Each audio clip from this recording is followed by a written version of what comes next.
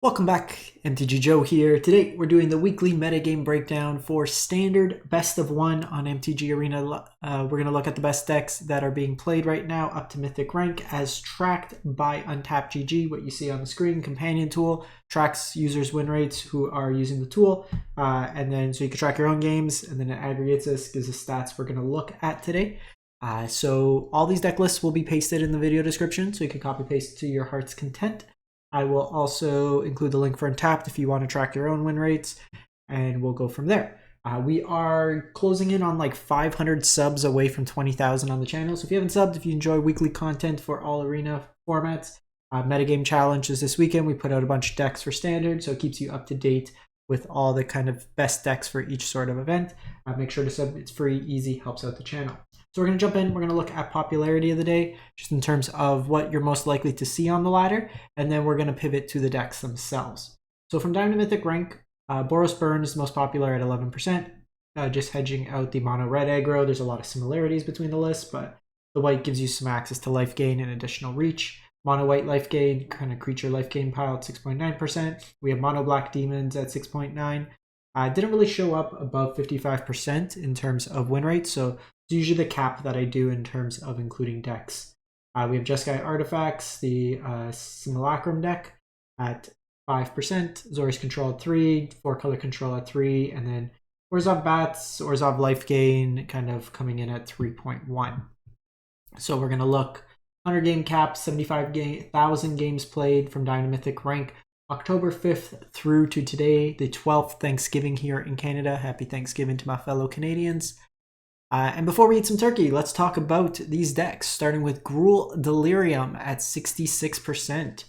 So one of my favorite decks of the format. Kind of got a little nerfed by the fact that everyone was playing Agatha Soul Cauldron main that disrupted. Some interesting choices with this one at the core. Full set of Tursa. I usually will do 2 Tursas and some number of Nemesis, especially in Best of 1, being heavier on Red Aggro that we saw in the distribution. I think Nemesis plays really nice with the deck. This is a pseudo aggro combo deck, and you're playing things like Wildfire Wickerfolk, Patchwork Beastie, multi-typed creatures that help you enable Delirium. So the combination of like Wildfire Wickerfolk, you can give it double strike with Violent Urge that pushes through a whole bunch of damage, give it extra combats with Fear of Missing Out. You have Overprotect that also gives a power boost, then you can double strike. So you're kind of building your own Embercleave, and everybody loves Embercleave. You have Breakout that can haste things out that normally wouldn't have haste, things like Fear of Missing Out that plays nicely. Bushwhack helps you hit lands as well as being a fight spell. Burst Lightning for some additional reach. I've played some Paw Patch recruits in here as well. Just 1 or 2, just give you a more density of 1-drops. You could do Gastral Thrill Seeker as a way to get back. You can do the big 5-mana worm that you can get back from your graveyard. The one thing I don't like about this list is full 4 commercial districts. Your mana base, you want to go 1, 2, 3. This coming into play tapped isn't great. I could see maybe 1. But I'd just play Multiversal Passage instead. I just don't like tap lines in a deck that wants to be very aggressive. So moving on, we got 4-color Control at 65%. So this is Jeskai Black. So the only black spells in the main. Sometimes you'll have the 4-mana search for an instant or artifact, or instant or sorcery that has flashback for black, but really it's just inevitable defeat in the main. This is basically exile non-land permanent, so it won't hit creature lands, but everything else gets hit, can't be countered, so it gets around ward effects, for example, and it gains you 3 life and they lose 3 life. So it's kind of Lightning Helix-esque. It's the way you win the game for the most part. Pinging them with this damage, pinging them with Lightning Helix, Jeskai Revelation, them damage as well. Stock up, just consult the star charts for card advantage. You also have a Ral in here for some card advantage, then just a bunch of removal, like the Helixes, you have Ride's End, Ultima Sweepers, 1 of Rest in Peace for incidental graveyard hate, and then just some counters mixed into there as well. Meringue's another way you can win the game, just draw, discard, loot through your deck, and then also bounce stuff. Boros Burn, so the most played deck, 64%. So core is a aggressive wreck deck. You have your Hired Claws, Grease Wrench Goblins, Slick Shots, Screaming Nemesis, Ember Heart, and then just a bunch of burn to complement it. Boros Charm, Lightning Helix. Sheltered by Ghost is removal. That also will help you gain life. So in the mirror, helps you race. Plays really nicely with something like Slick Shot Show Off that naturally gets bigger when you cast more spells. Shocks, Burst Lightnings. This one's going for more targeted burn as opposed to things like Bolt Waves. Bolt Waves deals more incidental damage that turn, but will not allow you to go face. Allow you to go creature. So this gives you the flexibility to control creatures as well. We have the mono white Lifegain deck. So this deck here is at 63-ish%. Leyline of Hope. If you're good at Magic, you'll always have this in your opener. It comes into play. Whenever you gain a life, you gain that much +1. And then at 27 life, you get the Righteous Valkyrie kind of emblem for your creatures that they get +2 too. Bunch of ways to gain life. So Healer's Hawk's lifelink, ETB lifelink, 3 creatures gain you life, Rune Bat lifelink. You have your Pridemate creatures, a Johnny's Pridemate and Essence Chandler. Sheltered by Ghost as removal. Halia and Linden in here. So Halia can draw you cards, another Soul Warden style effect. Linden when you attack. And then Exemplar of Light can draw you cards whenever you gain life once per turn, and then it also becomes a big evasive flyer. Starting towns in here are a smart choice. The reason being, you can pay life with this and basically give your Essence Chandler flying and vigilance. So especially the mirror lets you go offense defense, gives you an evasion, because sometimes just having you could have like a 10-10 Essence Chandler, or 10-9 technically, and it just gets chump blocked. So this gives you the evasion to kind of push through. Dimir Midrange, 63%. So this deck here, bunch of evasive creatures, Spyglass Siren, Cecil, they generally don't want to block. Beastbinder can lock down creatures. Things like Nemesis can do Agatha Soul Cauldron, any of those. Flood Pit's Drowner taps down things. Deep Cavern Bat, Hand Hate, and then an evasive creature. A lot of things that you can then draw cards off Curiosity or cheat into play Kaido. The Shauna's Tidebinder for triggered or activated abilities, and Preacher the Schism, just as a good mid-range threat. Phantom Interference is cheap interaction on the stack, and then you have nowhere to run and shoot the Sheriff as creature removal. Azorius Control, 63%. So we're seeing full set of Conceal's Flanker. This one's an interesting configuration. It's almost like a mid-range-esque version of the deck. So you have Conceal's Flanker that comes in Exile's Graveyard, good against any of the Reanimator style decks. Against mono red can gain you some life, trade with a creature at the same time. Enduring Curiosity is another flash threat that can draw you some cards. You have Hornlock Whale that could bounce stuff, and then Meringue River Region that's either looting or could help you bounce some stuff later in the game. The Ultima Enduring Curiosity is the opposite of a combo, so this ends the turn, so your Curiosity doesn't come back as an enchantment, so keep that in mind. Day Judgment is Sweeper, then just a bunch of cheap interaction. No stock ups because you're largely playing at instant speed with this deck. Some Seam Rips as additional low to the ground removal.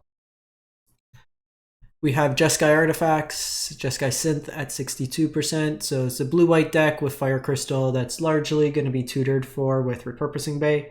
The deck is built entirely around Simulacrum Synthesizer, which wants you to have artifacts 3 CMC or greater enter the battlefield, at which point you get tokens that scale based on the number of artifacts you control.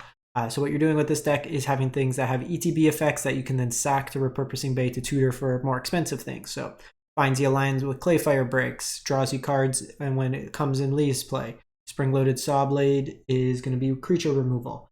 And then you can find Pearliest Snare as removal, Pinnacle Star Cage as like a temp lockdown effect, and then United Battlefront helps you find the rest of the deck.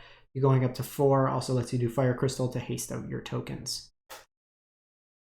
So we have Gruul Landfall, which is basically mono green landfall at 59% with World Soul's Rage to buy back a bunch of these fetch lands. So with this deck here, you want to get lands into play that triggers counters or power boosts. So Baby Chocobo gets bigger whenever a line comes into play. Bristly Bill puts counters on things. Tifa Lockhart's power doubles each time a line comes into play. Mossborn Hydra doubles the amount of counters each time a line comes into play. And then Traveling Chocobo comes into play. You can play lands at the top of your library or birds, and then it doubles the landfall triggers. So if a counter goes on it gets 2 counters, for example.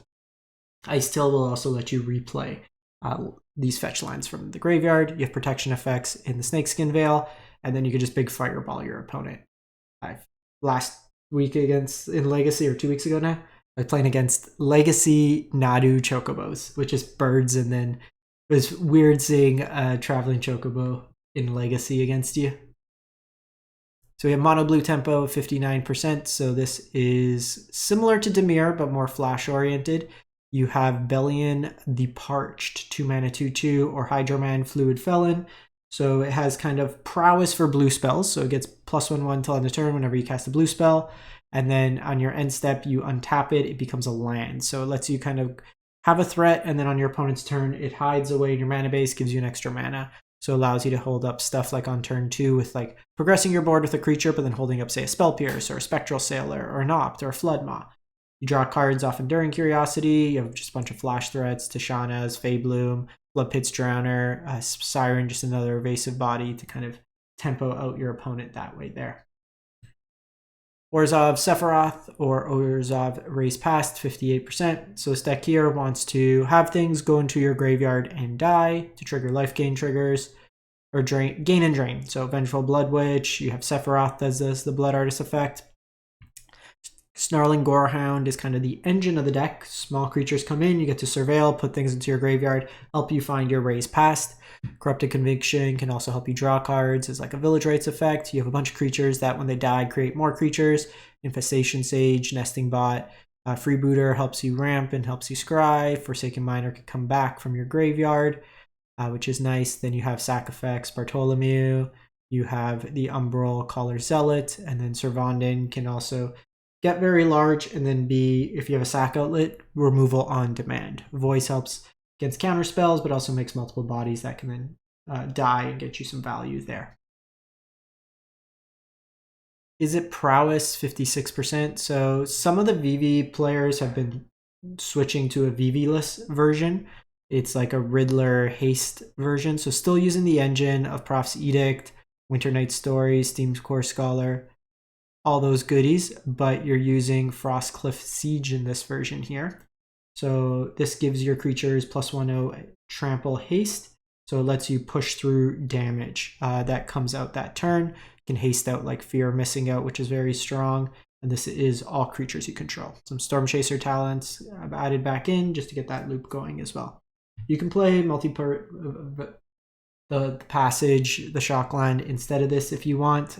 Just doesn't give you both colors, but it is a little bit more consistent in the late game. We have mono red aggro, 57%, so pretty stock red deck. We have Razorkin Needlehead, just whenever your opponent draws, you ping them. This version's playing a little bit more burn oriented. We see the Bolt Waves, Burst Lightning, some Gitu Lava Runners as a haste threat, and Shock, so a little bit more interactive. Some of these will play like Grease Wrench Goblin, for example.